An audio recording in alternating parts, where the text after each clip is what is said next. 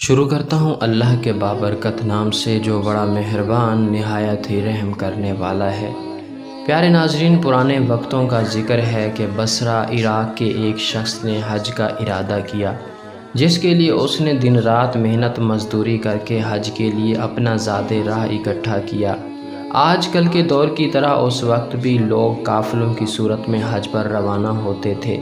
قافلے کے افراد کو جمع کرنے کے لیے ایک انتظار گاہ بنائی گئی تھی جو اس کے گھر سے کچھ ہی دور تھی۔ روانگی کے روز یہ شخص اپنے گھر والوں سے وداع لے کر نکلنے لگا تو فرتے جذبات میں سب کے آنسو نکل آئے اور سب نے اسے اپنی دعاؤں اور نیک خواہشات کے سائے میں رخصت کیا۔ اس شخص کے گھر اور قافلے کی انتظار گاہ کے درمیان ایک جنگل پڑتا تھا۔ یہ شخص تیز تیز قدم اٹھاتا جا رہا تھا کہ جنگل سے کچھ پہلے ایک گھر سے اچانک کسی خاتون اور بچوں کے رونے کی آواز نے اسے چونکا دیا۔ ان آوازوں میں اتنا درد تھا کہ اس سے رہ نہیں گیا۔ وہ گھر کے قریب پہنچ کر کان لگا کر کھڑا ہو گیا تو اس نے سنا کہ وہ خاتون رو بھی رہی تھی اور ساتھ ہی ساتھ اپنے بچوں سے کہہ رہی تھی، بیٹا آج میرے پاس تمہیں کھلانے کے لیے کچھ بھی نہیں ہے۔ جو کچھ تھا وہ کل رات کو ہی ختم ہو گیا تھا اور بچے بھوک اور پیاس کی شدت سے مسلسل بلک بلک کے رو رہے تھے۔ ایک طرف قافلے والے اس کا انتظار کر رہے تھے اور دوسری طرف ایک بھوکا خاندان کسی غیبی مدد کا منتظر تھا۔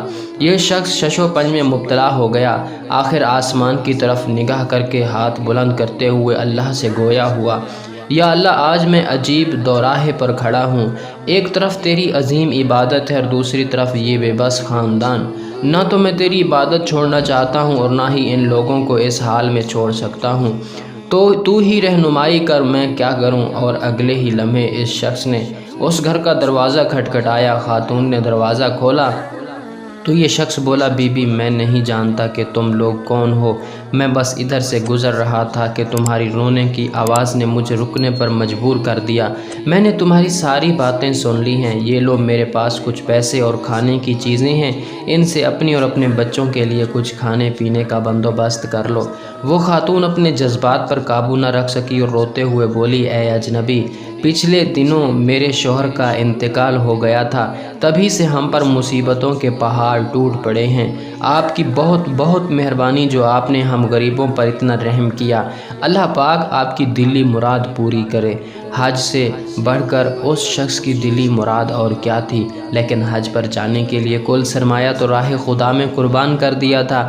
اب یہ شخص نہ تو واپس گھر جا سکتا تھا کہ گھر والے کیا سوچیں گے، حج کیے بغیر واپس آ گیا، اور نہ ہی بغیر زاد راہ کے وہ قافلے میں شامل ہو سکتا تھا۔ چنانچہ وہ قریب کے جنگل میں چھپ کر بیٹھ گیا اور حج کے دنوں کے گزرنے کا انتظار کرنے لگا۔ کچھ دنوں کے بعد جب حج کے دن گزر گئے اور اس کے قافلے کے لوگ جنگل کے راستے اپنے اپنے گھروں کو جانے لگے تو یہ بھی چپکے سے ان میں شامل ہو گیا۔ تبھی ایک شخص اس سے مخاطب ہوا اور بولا، جناب حج مبارک ہو، میں نے آپ کو فلاں جگہ آب زمزم پیتے دیکھا تھا۔ پھر کچھ دیر کے بعد ایک اور شخص بولا، میں نے آپ کو سعی کرتے دیکھا تھا۔ ایک اور شخص بولا، میں نے آپ کو طواف کرتے ہوئے دیکھا تھا۔ غرض کہ ہر حاجی اس کی حج کے موقع پر موجودگی کی دلیل دینے لگا۔ یہ شخص گھر پہنچا، گھر والوں نے بھی پراتفاق استقبال کیا اور حج کی ڈھیر ساری مبارکباد دی، لیکن یہ شخص اندر ہی اندر پریشان تھا کہ میں تو حج پر گیا ہی نہیں تھا، تو پھر کیوں ہر حاجی میرے وہاں پر موجود ہونے کی بات کر رہا ہے؟ ظاہر سی بات ہے، حج سے واپسی پر کوئی حاجی جھوٹ تو نہیں بولے گا، لیکن ماجرا کیا ہے یہ سمجھ سے باہر ہے۔ انہی سوچوں میں گھومتے گھومتے اسے نیند آ گئی اور وہ سو گیا۔ عالم خواب میں اسے بشارت ملی کہ اے نیک دل انسان، تم نے حج جیسی عظیم عبادت کو چھوڑ کر مخلوق خدا کی مدد کی، اس کے بدلے میں اللہ تبارک و تعالی نے بالکل تمہاری شکل کے ایک فرشتے کو پیدا کیا اور اسے تمہاری نیابت میں حج پر بھیجا، اور یہی نہیں بلکہ اس فرشتے کے حج کا سارا ثواب بھی تجھے ہی ملے گا، اور اسی لیے ہر حاجی تمہاری وہاں پر موجودگی کی دلیل دے رہا ہے۔ سچ کہتے ہیں اللہ تعالیٰ چھوٹی سی بھی نیکی کو رائیگاں نہیں جانے دیتا۔ اللہ اکبر کبیرہ۔